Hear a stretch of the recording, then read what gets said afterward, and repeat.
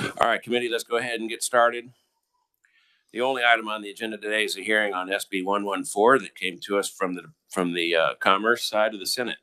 And we'll start with an overview of what the bill does. Thanks, Kyle. Thank you, Mr. Chairman, members of the committee. Under current law, cities and counties are authorized to provide for the storage, collection, transportation, processing, and disposal of solid wastes and recyclables generated within their boundaries. Recyclables are currently exempt from the definition of solid waste and scrap material recycling and processing facilities. They are exempt from the definition and those facilities are exempt from the definition of solid waste processing facility. Any person who wishes to construct, alter, or operate a solid waste processing facility must first obtain a permit from the Secretary of Health and Environment.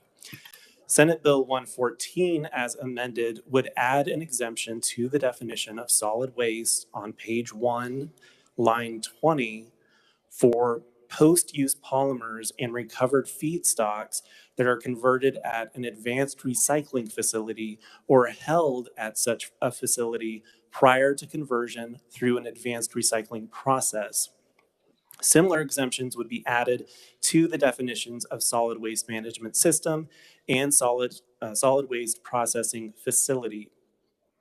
On page 4, line 30, advanced recycling facilities would be exempted from the definition of waste to energy facility.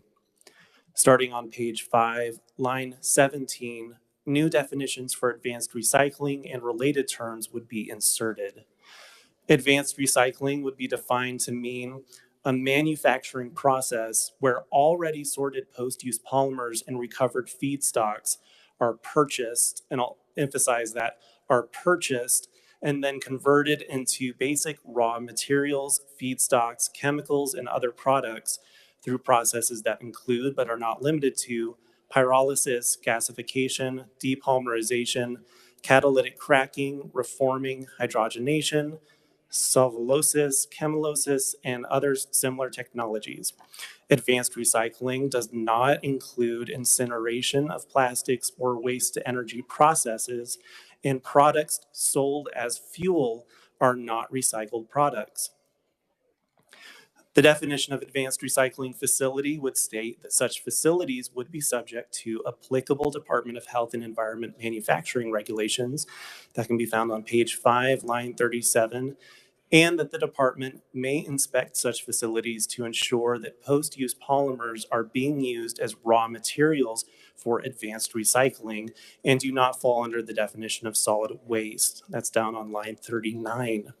Additionally, the owner or operator of an advanced recycling facility would be responsible for the proper disposal of all recyclable materials stored on the facility premises within 60 days of closure. That's on page 6, line 5. Senate Bill 114, as amended, would become effective upon publication in the statute book. And with that, I'd be happy to take any preliminary questions. All right, thank you. Any questions for the reviser? Seeing none, thank you very much. We'll move on to the proponent section. Marcus Branstad.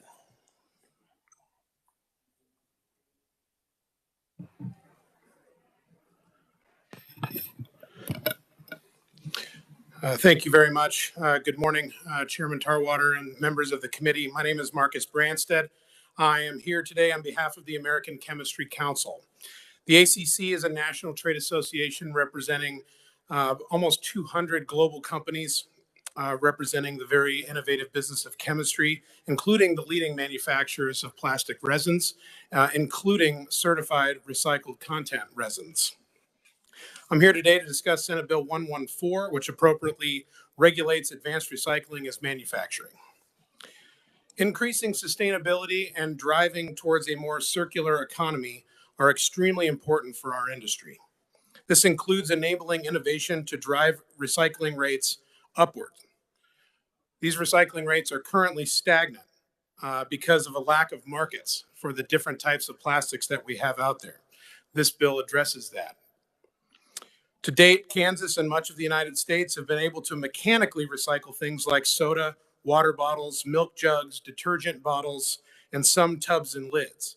However, it is challenging to mechanically recycle complexly engineered packaging, such as those food pouches, films, like ag plastics, marine wraps, anything that is flexible or flimsy in nature. And another good example that I bring to you is expanded polystyrene. Some of you may know it by the term styrofoam, but I will say that styrofoam is actually a trademark of the DuPont company. Additionally, economics, market demand, and restrictions from China have had a major impact. This is where innovation comes in. Instead of sending these valuable plastics to landfills or burning them for energy, technologies like advanced recycling can take these harder to recycle plastics and convert them into new raw materials for chemicals and plastics. These are truly circular and environmentally friendly solutions that do not combust or burn the plastic material. Facilities like these are also not in competition with mechanical recyclers. They create a market for additional plastics that are currently not being recycled in a traditional fashion in Kansas today. Here are some, I forgot my problem.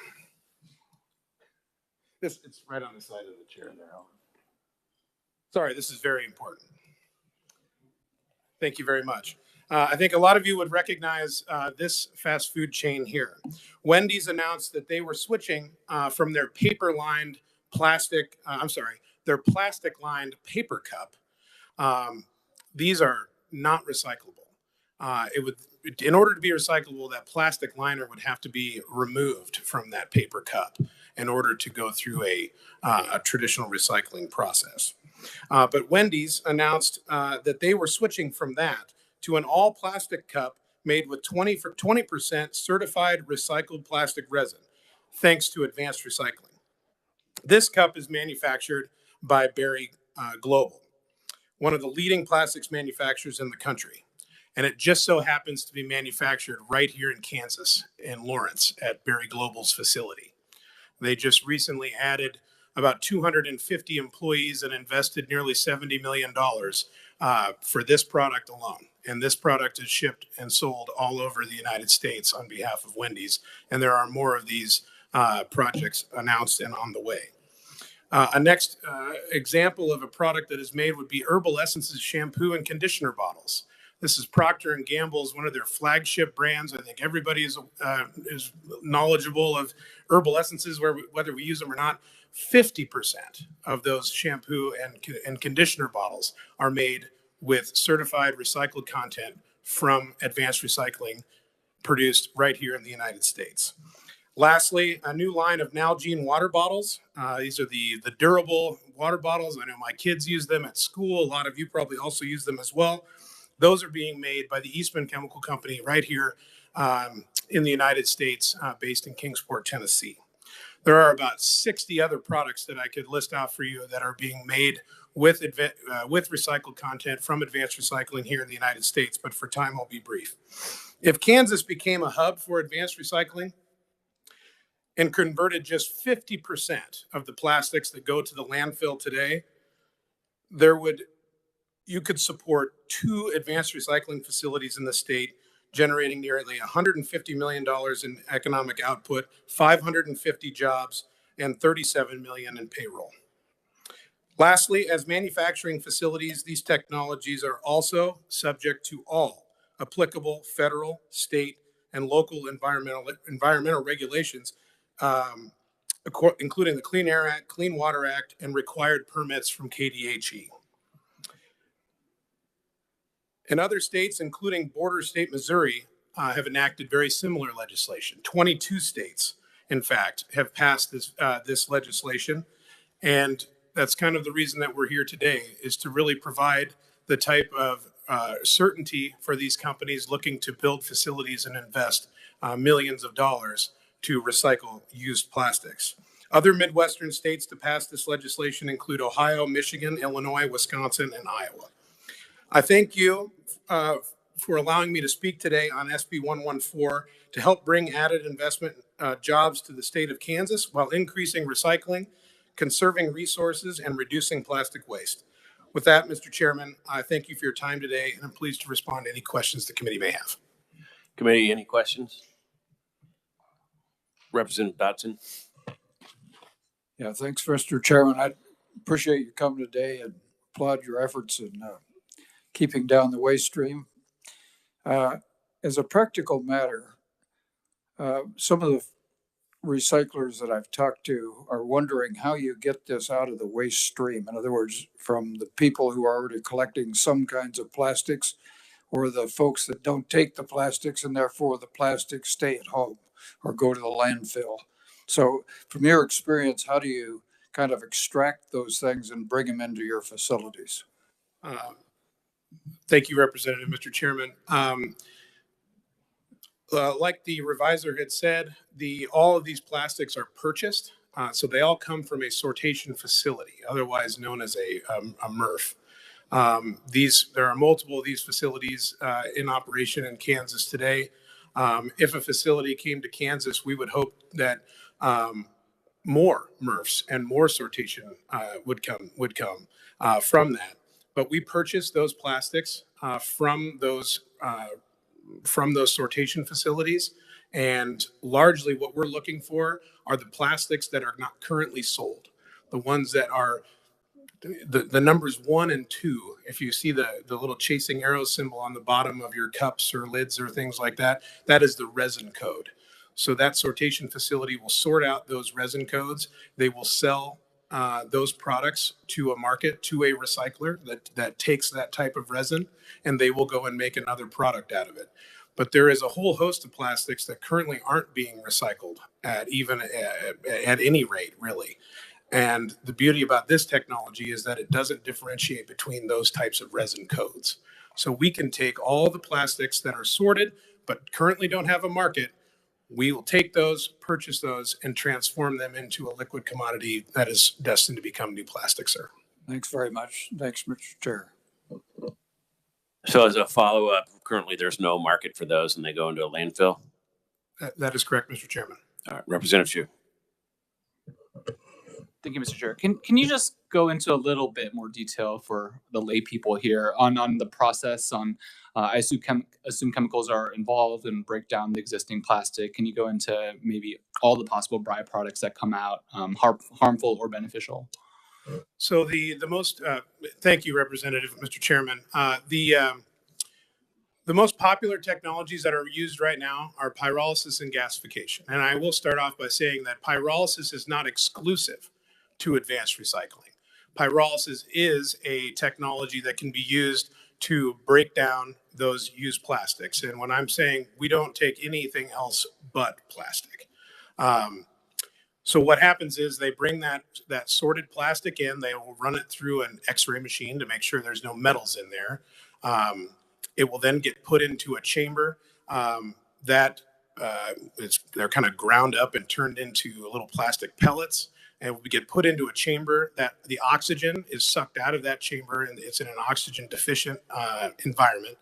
That chamber, that vessel is then heated, and all of the plastics inside are liquefied and then vaporized.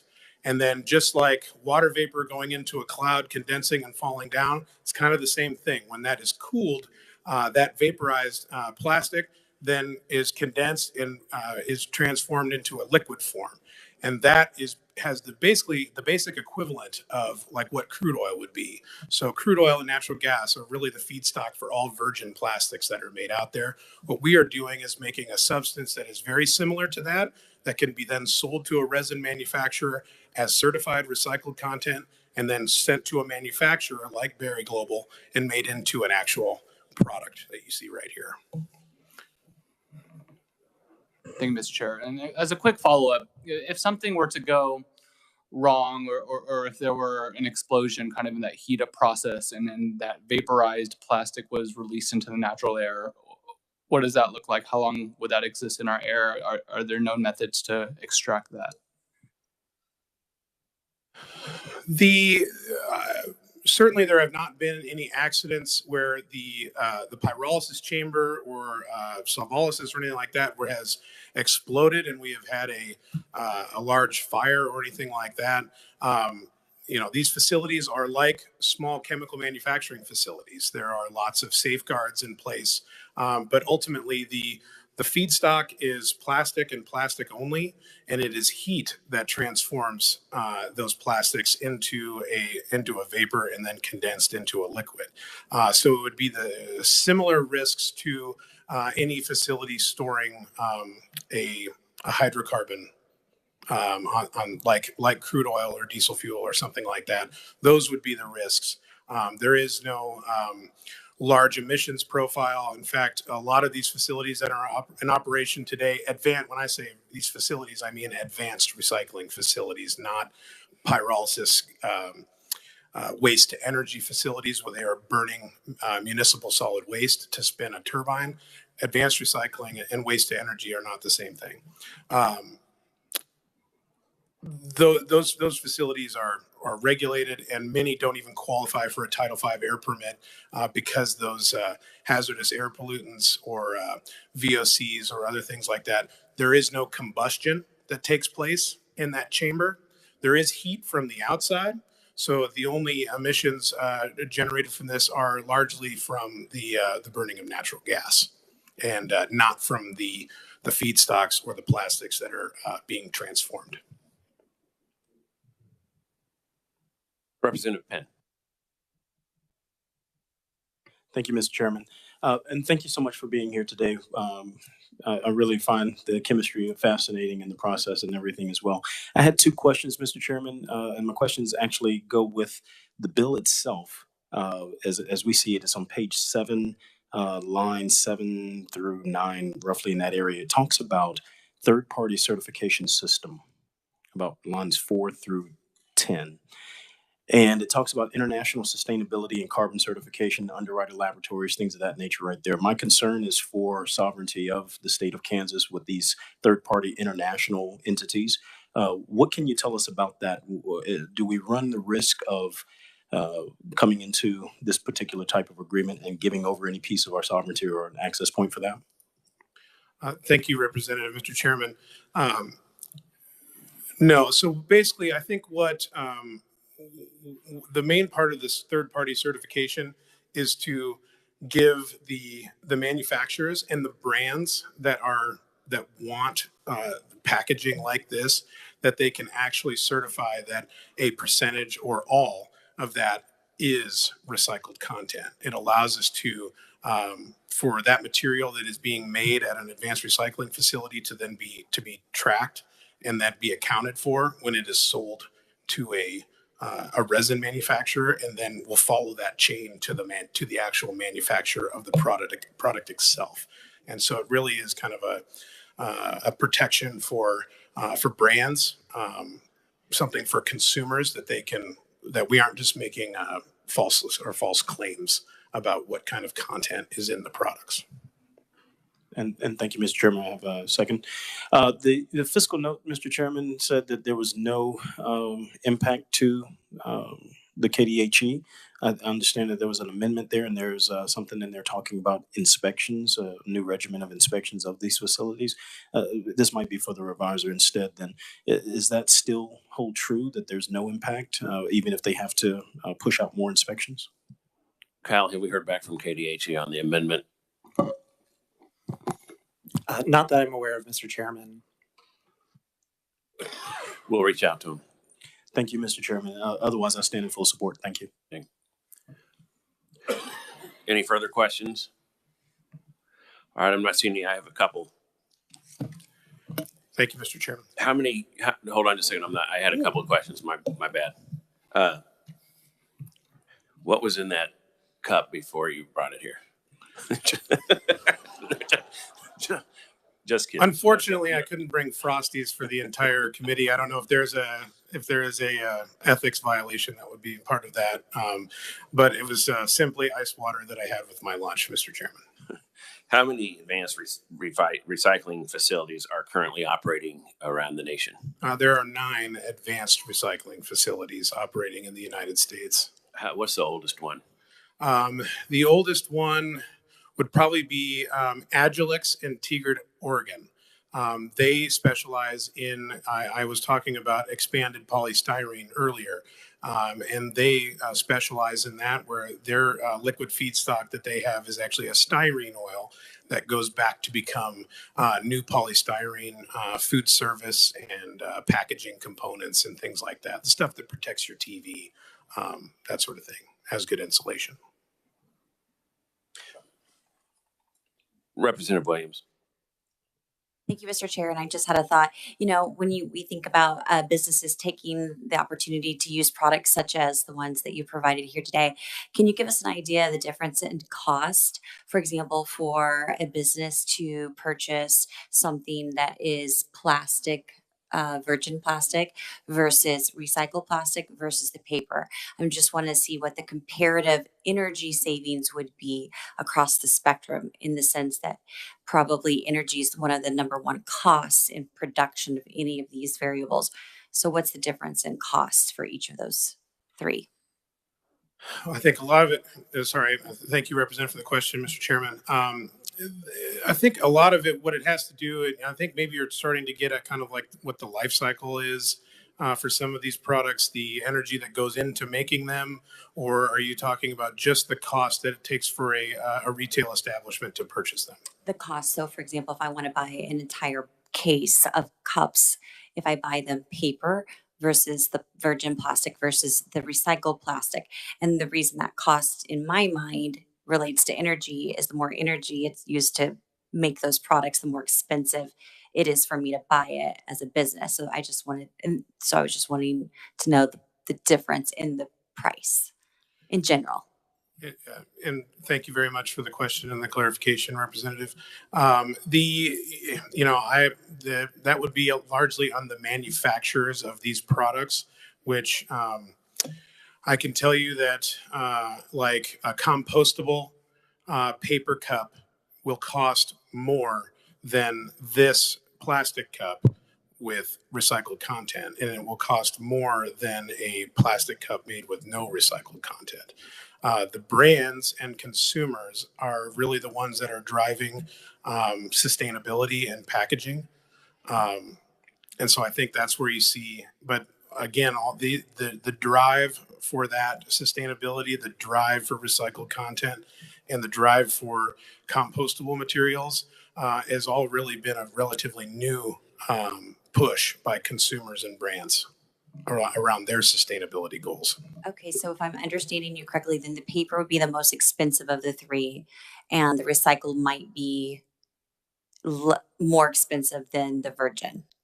Yeah, and again, I'm going to have to preface that I don't work for the manufacturers of these products necessarily, so I can't tell you what their retail prices of these are. But in speaking to retail establishments and others, a case of polystyrene foam cups is far cheaper to purchase than a compostable paper cup. And it also just happens to be a lot lighter. And so it takes less transportation fuel and weight to get to its final destination. All right, thank you. Thank you very much, Representative. So Kansas, every once in a while, we have a bill that shows up about plastic bags and it's always been determined we have a littering problem in Kansas where people are throwing those bags away. Would this process help with plastic bags? Thank you, Mr. Chairman. Absolutely. We can take, advanced recyclers can take any plastic, whether it is a plastic bag, which is low density polyethylene, or if it's high density polyethylene, polypropylene, polystyrene, you name it. All right. And then do you recycle tires or any way compete with tire recyclers or retreaders? Mr. Chairman, no. So as defined in the bill, we only take post-use polymers. So this is post-consumer plastics. Tires are a completely different formulation. I'm sure that tires do have some polymers in them, but they are a very complex mixture. But that's not in the bill. We don't accept tires if we tried to put a tire through an advanced recycling facility as defined in this bill. It would not work. All right. I'm not seeing any other questions. Thank you very much. Appreciate it. Thank you very much, Mr. Chairman. Don't have any other proponents listed. Is there anyone else in the room that wishes to testify as a proponent?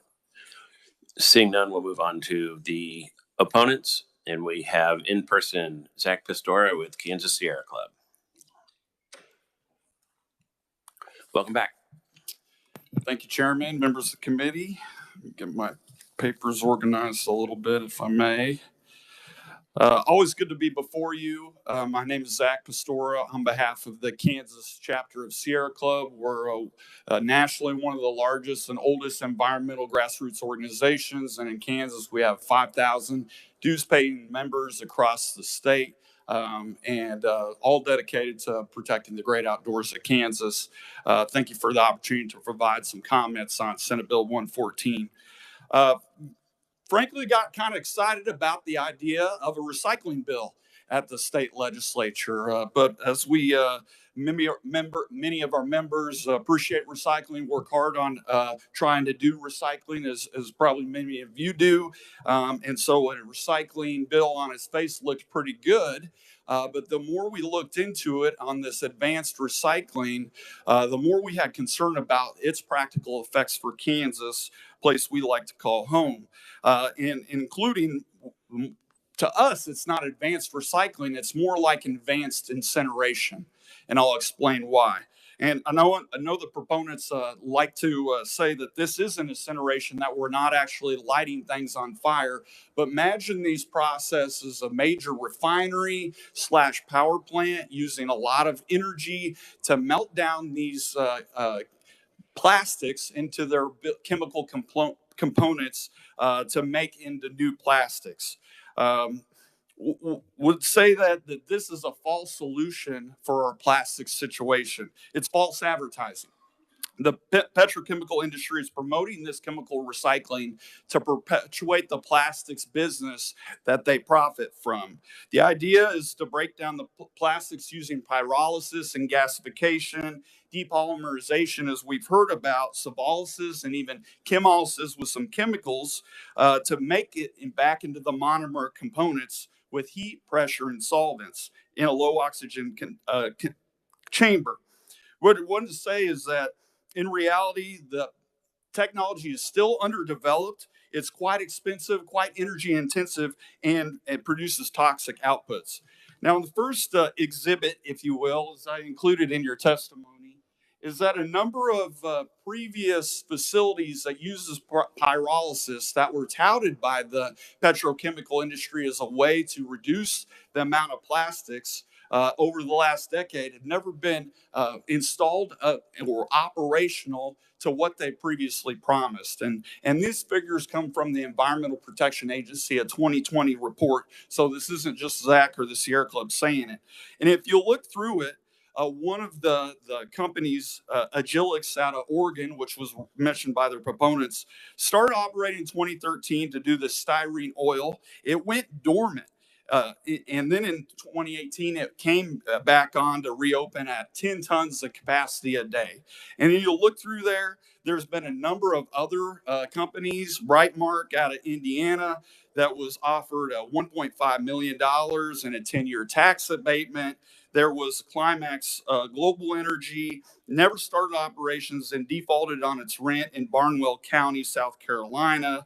Green Power Incorporated, not operating in 2015. CEO was convicted of fraud.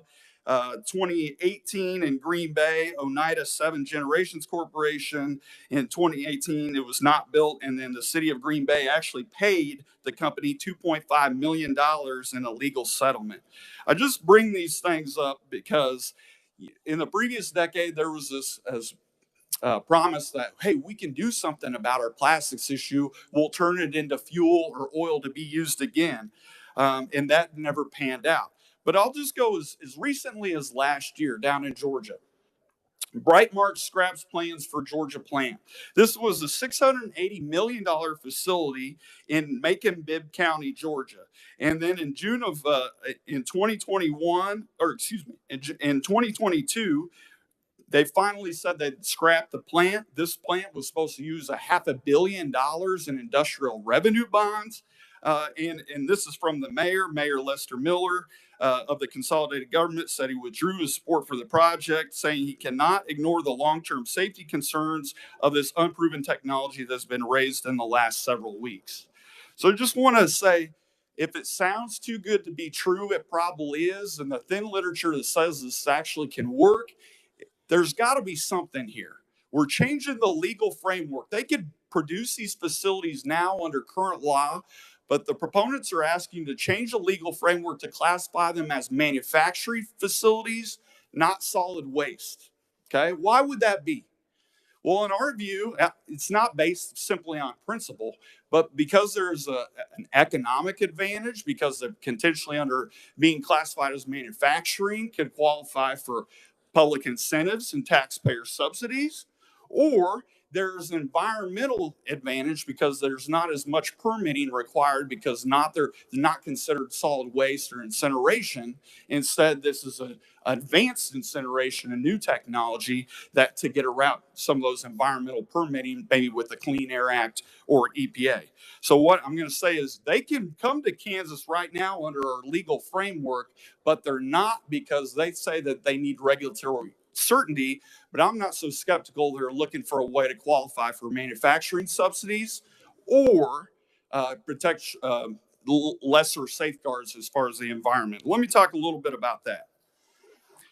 In the Senate, we had two conferees, Dr. Vina Singlet, who is a senior scientist and public health expert with a PhD in cell biology from the Natural Resources Defense Council. We also had Jane Williams, who is an environmental economist with several years of experience working on the bioaccumulative nature of toxins in plastics facing communities. And so there's testimony in the Senate that I encourage you to look over. But one of the things that we pointed out as the opponents is that pyrolysis and other depolymerization processes can cause their own pollution and hazardous chemical emissions, including high concentrations of dioxin, furans, benzene, heavy metals, and particulates. If we think about what's in these plastics, and I brought a chart of the 1 through 7 plastic resin index. You might know those triangles with the recycling symbols and in the 1 through 7. Well, number 3 is PVC, polyvinyl chloride. Vinyl chloride was a chemical-based product that derailed and spilled and caught on fire in the East Palestine, Ohio environmental disaster. The vinyl chloride has been proven to cause liver disease and liver cancers. A number of these other chemical components that go in these plastics are hazardous agents. And so they can cause harm to people's health. And with the presence of plastics, that's one thing we're asking for, is that we need to pair any recycling or post-consumer waste process with a plastics reduction strategy. And I don't know that the opponents are interested in reducing the plastics that they're prevailing out there and in the environment and into consumers' hands, et cetera. So I wanted to provide some of those things. The National Academy of Sciences, an Alliance for Mission-Based Recyclers, a recycling group, all say that prioritizing plastics reduction is the best strategy for dealing with our plastic problem. It would have been nice, if when we first started having these plastic-based products decades ago, we wouldn't see the plastics in our oceans, on the sides of our Kansas highways, in our drainage ditches, if they had been responsible about their plastic products in the first place.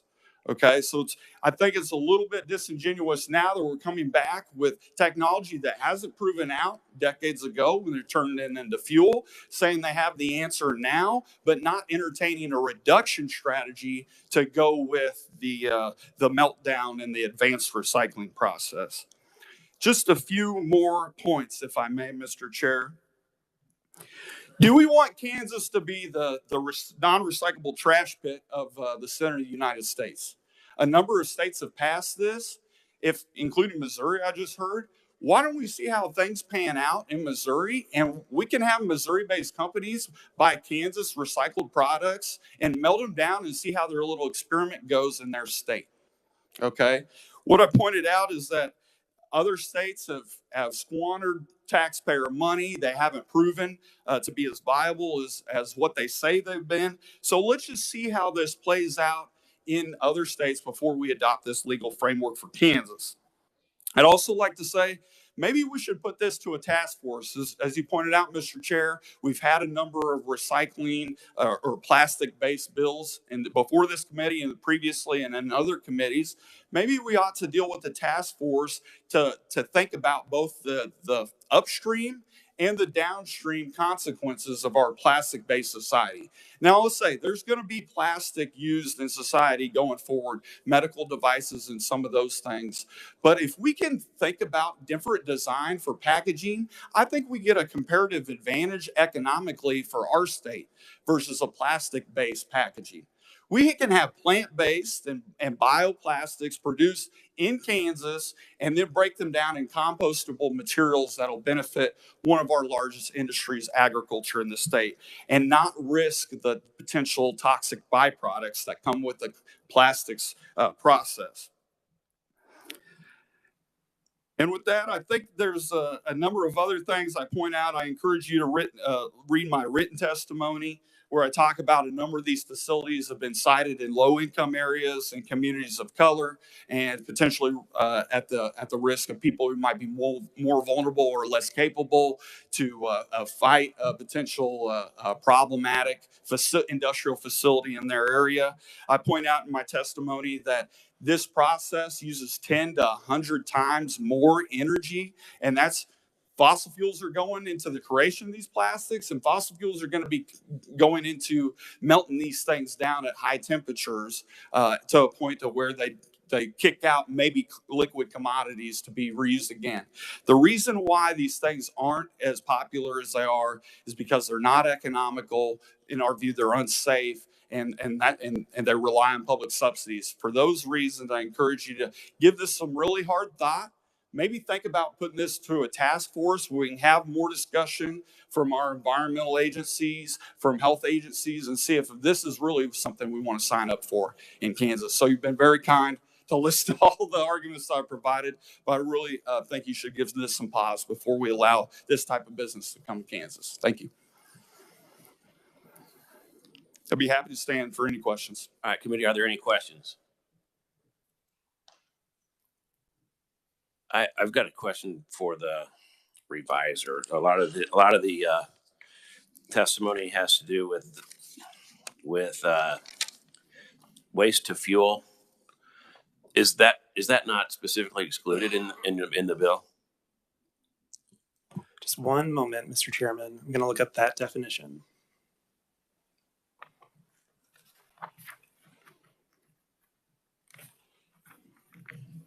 So on page 5 of the bill, on line 6, part of the definition of advanced recycling states that it does not include incineration of plastics or waste to energy processes. And waste to energy has its own definition. One moment.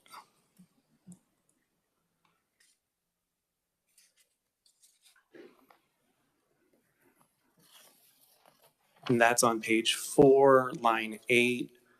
At least for waste to energy facility means a facility that processes solid waste to produce energy or fuel. So it's specifically excluded then. Okay. Does that make the bill any more palatable to you? You know, I take that point, and I'm glad that's specified in the legislation, Mr. Chair. But the reason I bring up those previous facilities is because it said, because of the false promise argument, and that previously we thought we had an answer for some of these things. And so while I understand it's not waste of fuel, even some of the waxes and other liquid products that they were promising down at the Georgia facility, for example, didn't quite pan out into a viable product down there. So while I appreciate the clarification in the language about waste of fuel, I would just bring it up that we've had some of these discussions before previously in the national realm with these facilities. And I think the argument still applies.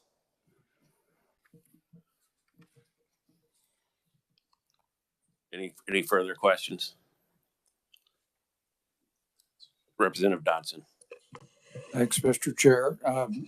As I look through your chart, I'm trying to figure out and maybe you're the wrong one to ask, but the high failure rate or the high rate of those who are on pause. For about 6 years, I operated a paper recycling business, and that's kind of subject to the vagaries of the market. In other words, when the paper price goes down, then you have no viable product anymore. What are the problems here that we're seeing? I mean, do they get big subsidies at the beginning that enables them to get started? Well, thank you for your question. I'd say that they offered this idea proposal. They make an appeal to the local officials. They say they have these plans to bring in new jobs, a big facility they'd like to put in your county to generate profit. Sure, we would like to maybe have a public incentive like industrial revenue bonds. And then as things get going, things don't pan out in terms of meeting their performance operations, coming up with the viable products. And so to us, that's another signal. And you can't blame us for being skeptical at this new advanced recycling from plastic to plastic. We've had this other history where it hasn't panned out. But what we're saying is this is a way for the industry to make a nice claim on paper that they're doing the responsible thing for all the plastics that we've seen cause such a problem that the American people in Kansas have a right to be concerned about. I mean, just on the way here, I saw dozens of plastic bags and plastic items on the side of the road, and we have to deal with that in our waters and on our lands. And now, all of a sudden, we hear the plastic industry saying that we have it covered now. Okay, so we will come up with this facility and we'll make it. We have some new technology and believe in us on that. And then as things pan out, maybe it's not as economical, or if they have this one facility and 9 facilities across the country, then maybe that makes the plastic industry look fine enough that we can continue this business as usual of continuing to pollute the environment with these non-recyclable items. And I appreciate hearing about your paper recycling facility. One thing is you probably know, and others probably realize, how often do those recyclable products actually make it into the recycling stream? A lot of them go into the trash as it is. So I'd be curious how much will actually get to the recycling process, the recycling facility, the MRF, and then into the chemical advanced and recycling facility in the first place. So I don't know if I quite answered your question, but. Yeah, I mean, mine was basically economically based, but thank you for your response. Yep.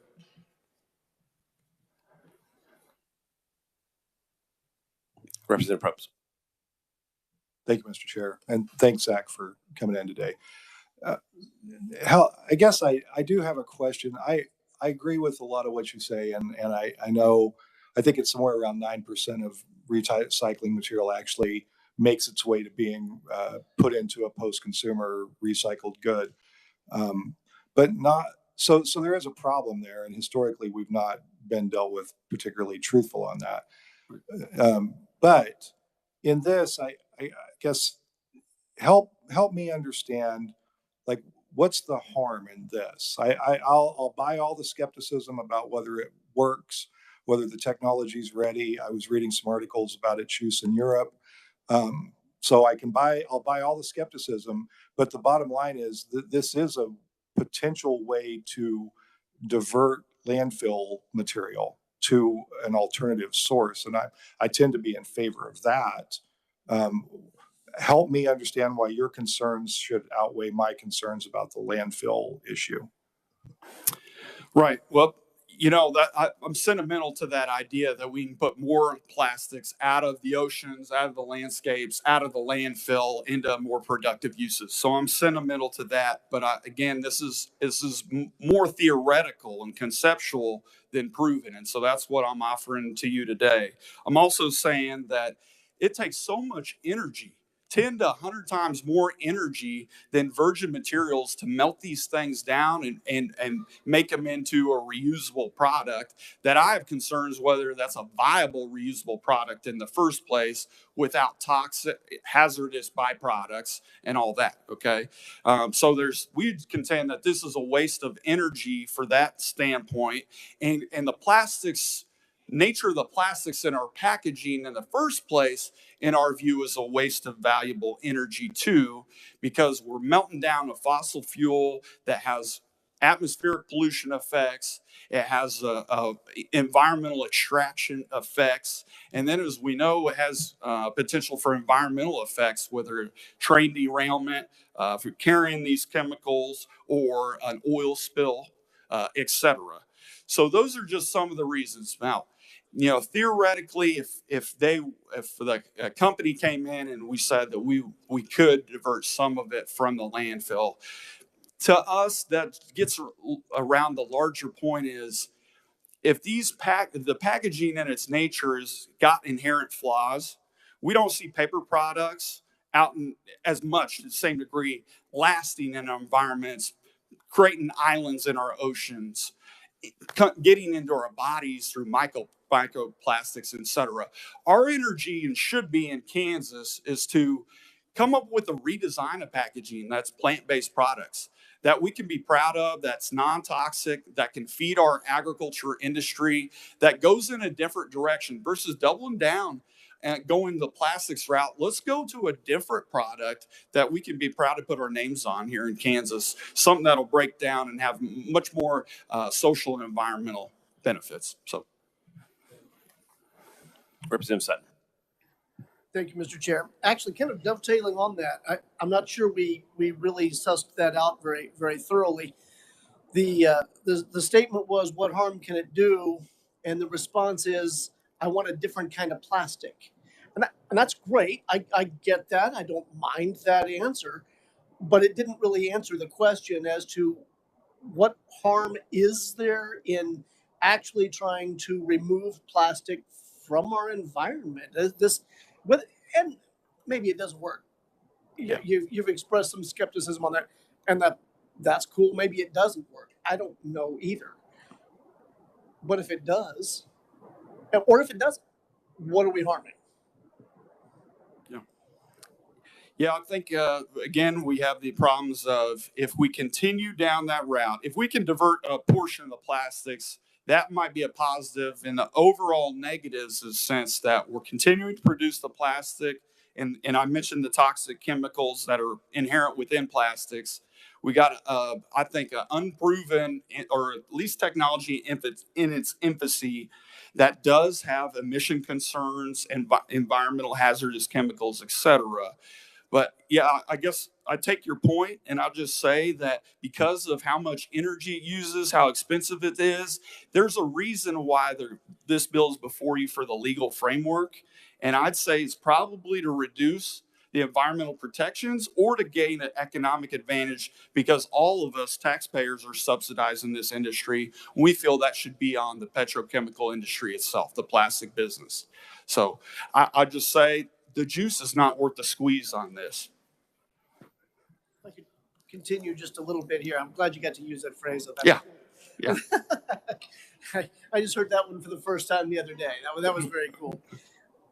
So in essence, what I'm getting here is, I don't like plastics, so don't recycle them. And I guess that's, I mean, obviously it's a valid point, but it seems to me like we could actually kind of improve things, despite the fact that you don't like plastic. I get that, but we have it. Plastic is real. It's here. It's used. We can get rid of it or recycle it. Maybe if it works. And I don't see any subsidizing that's included in this bill that the public should be terribly concerned about. You make some really good points, Mr. Chair, but Representative, you make some very good points. One, there is no express public incentive contained in this bill. It's just legal framework describing what it is. So you're absolutely right. Just wait. Just see what comes next, and when a facility does come to Kansas, we'll keep our eyes and ears out for what they're asking for. Okay, so that point. The other point I think is important to make is remember the reduce, reuse, recycle. We teach our kids and all that educational campaign. Know that that is in that particular order: reduce, reuse, recycle. There's a comparative advantage environmentally and efficiency wise to reducing these products at the very beginning, so we didn't have to be on consumers, city governments to actually have to take care of the problem that this industry is putting into our hands. Okay, so reducing it from the beginning is really important. I made that point early in my testimony. It seemed like a long time ago, but I'll say the industry, when I've approached about having a plastics reduction strategy, isn't interested in that. I think it would be fair if you pass this bill, if you decide you want to pass this bill because of some advantages, that we'd have some guardrails. One, that there be no taxpayer subsidies written in. Might as well write it in that these aren't going to qualify for taxpayer subsidies. We can do that. Two, we need to have some siting standards to make sure this doesn't go to vulnerable communities. Okay. Three, we need to have a plastics reduction strategy that we said we are going to make sure that more than 9% of our plastic that we're producing that is going into our hands is going to be dealt with. Right now, 9% recyclable is awful. Okay. How much of it's got to actually be advanced recycled? Okay. Recycled. So we need some more promises, I think, because the previous promises in this industry hasn't panned out. So I think you, as policymakers, we should build some of those ends, help the people of Kansas. So hope that answered some of those. And then reusability. I didn't talk about reusability, but that makes more sense. More items that can be reused, less virgin materials go into it, et cetera. I can just kind of wrap up here. While I'm not opposed to reuse and what was it?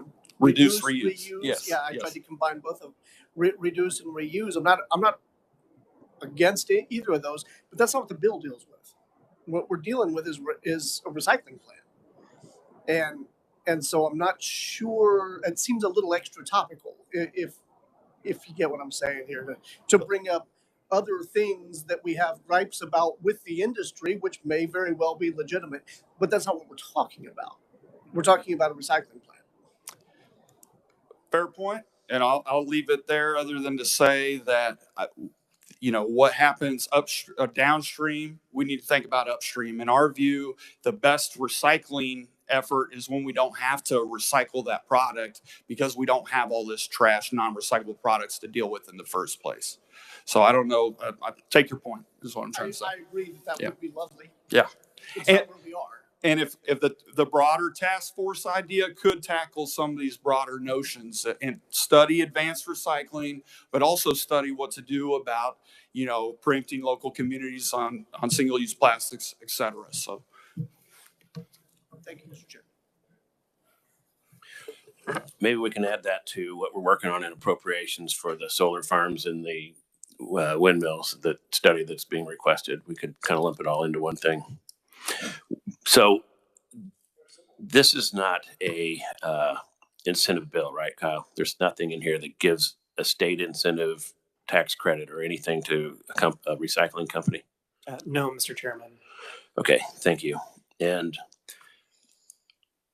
Mike, I have a question about that. So what if this is a good idea? And what if all that plastic that's currently going into a landfill that's being reproduced by new plastic, replaced by new plastics that's also going to go into the landfills? What if this is a good idea? I mean, when the federal government made $535 million worth of loans to Solyndra and they failed 2 years later, we didn't stop investing in solar. We took a next step, and solar is making some headway there. What if this could work, and then you would ask us to block local governments from making any kind of incentives to bring these companies to them? What if this is a good way to deal with this? Well, thank you, Mr. Chair, and I think that's a well thought out question. I think that we hope that this is as good as advertised. Okay. I would hope that we could utilize renewable fuels in later years, hydrogen, for example, instead of natural gas for some of those reasons, et cetera. But I'll say that we don't need legislation for these industries to come to Kansas and do that right now under solid waste permitting guidelines. Okay, they can come to Kansas, they can get a permit, they had a vital product, they had an economic advantage. We would be seeing those businesses in Kansas and across the country today. We're not seeing them. And I'm asking you and the committee to consider watching and studying this issue before we get ahead of ourselves on all this. I do hope it's as good as advertised. Maybe call me a skeptic, but I'm just not buying it with the current history. Representative Chu. Thank you, Mr. Chair. And if it might be appropriate, I might ask the proponent to come back up and then make a new case on why the reclassification is important. I'd allow that. Are there any other questions for this conferee? Seeing none. Thank you. Thank you, Mr. Chair. Thank you, committee.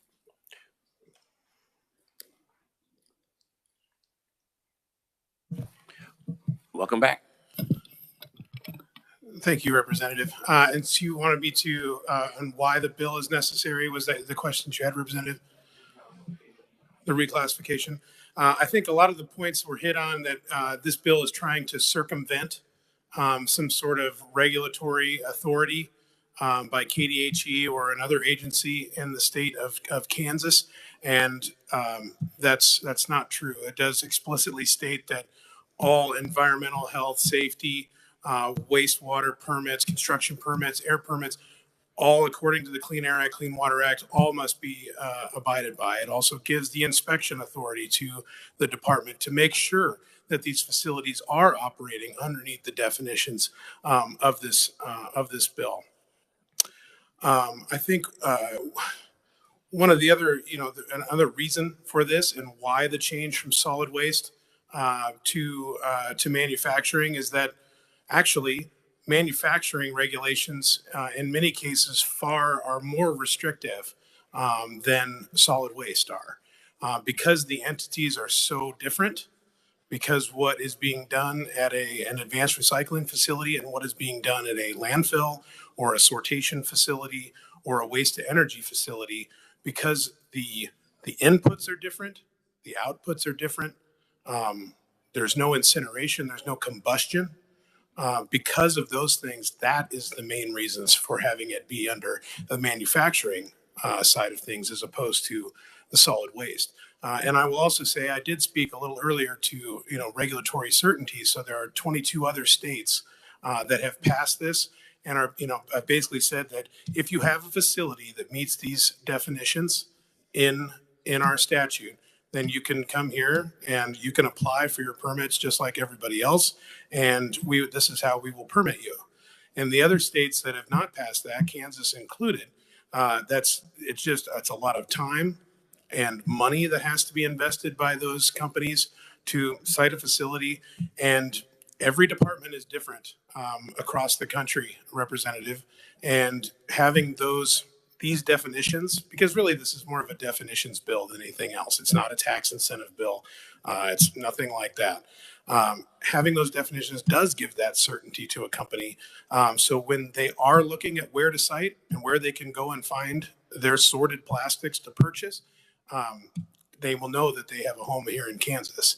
And if I can also address the whether or not Kansas will be a kind of a dumping ground or something else of plastics where we'll see plastics just being brought into the state, that doesn't make any economic sense for a facility because they have to purchase. If they have to purchase, it's in the legislation.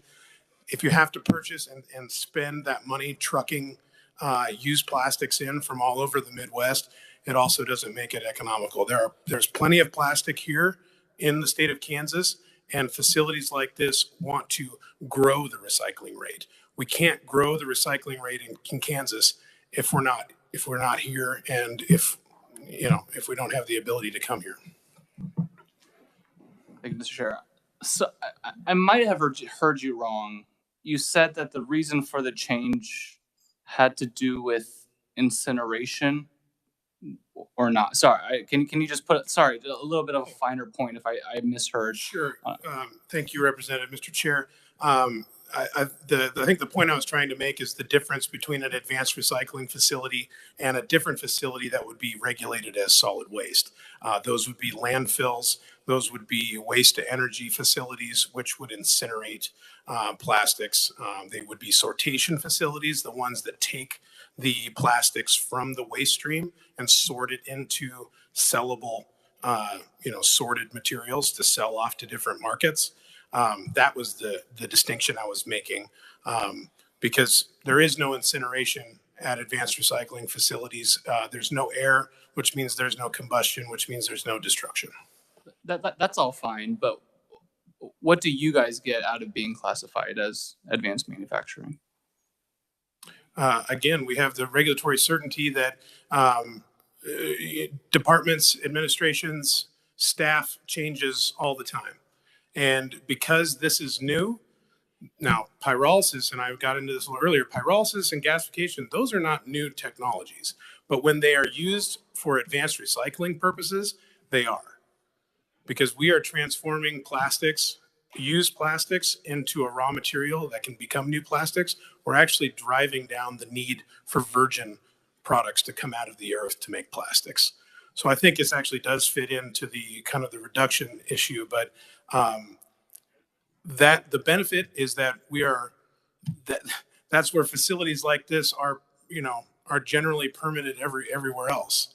That this is basically a chemical manufacturing plant, that we are taking in a feedstock, we are using a process, we are transforming that into a sellable commodity. I mean, that is the definition of manufacturing. We are 2 steps removed from solid waste, and the materials that we're purchasing and storing indoors at our facility before they're processed, they have value, and it's no longer solid waste. Any further questions? Is there a company that's coming to Kansas if this passes? Do you have a location picked out, or is there a company that's willing to make an investment? Thank you, Mr. Chair. I think the most important thing that Kansas has going for it that other states don't is the 1,200 employee facility that's in Lawrence, Kansas. They're manufacturing these products using advanced recycled material that they have to ship all the way up from Texas or Louisiana. And so having the manufacturing here is a big draw, because that means the market is closer. That means the product can be closer to the final market and the final product. All right, seeing no further questions, thank you. Thank you, Mr. Chair. Are there any other opponents that wish to testify? All right.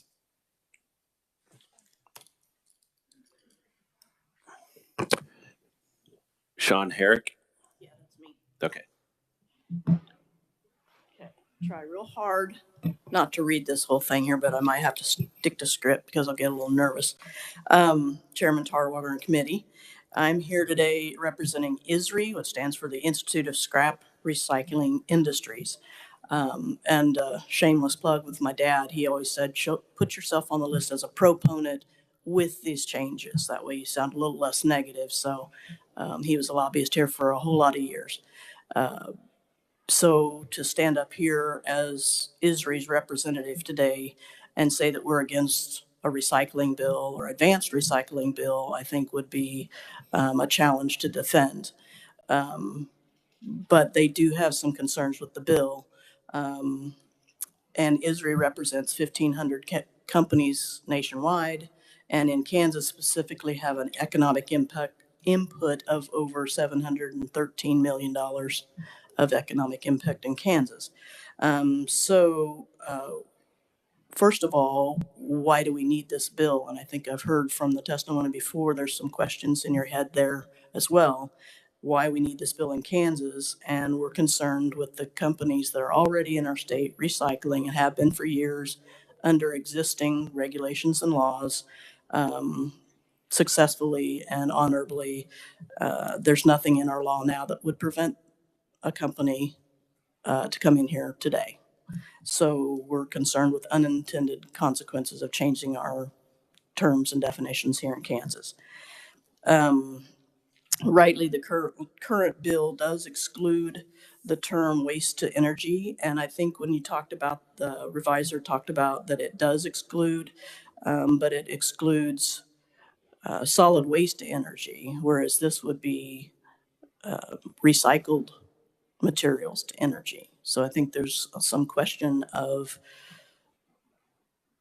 unclear as to whether that they could do that, and they could certainly do it even how it's written. If it's deemed to be interpreted that way, they could certainly use their own product for energy for their plants, and that would cause, it's certainly not recycling to do that.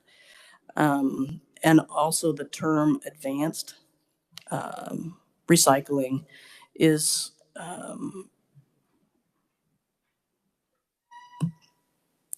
we already have companies in Kansas that are doing advanced recycling, and that term causes some ambiguity.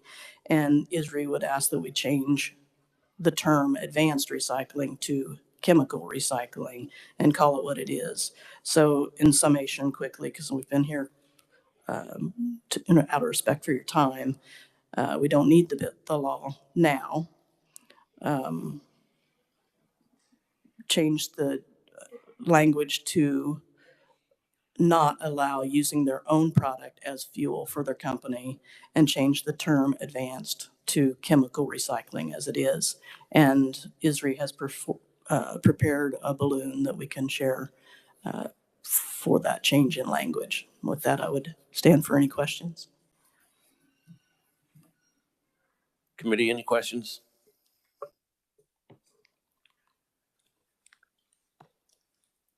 So if we change the word advanced to Chemical. XYZ, you'd be okay because then it doesn't appear that they're a better recycler than other recyclers. Correct. Okay. Yep. Any further questions? Seeing none. Thank you. All right. Is there anyone else that wishes to testify as an opponent? Seeing none. We do have a neutral written. Is there anyone in person that is strongly neutral? Seeing none. Thank you very much. And we're going to go ahead and close the hearing on SB 114. We are not working any bills today. We will meet tomorrow to work possibly this bill and the incentive bill that we heard last week, if we can get everybody on the same page. So we're adjourned. Thank you.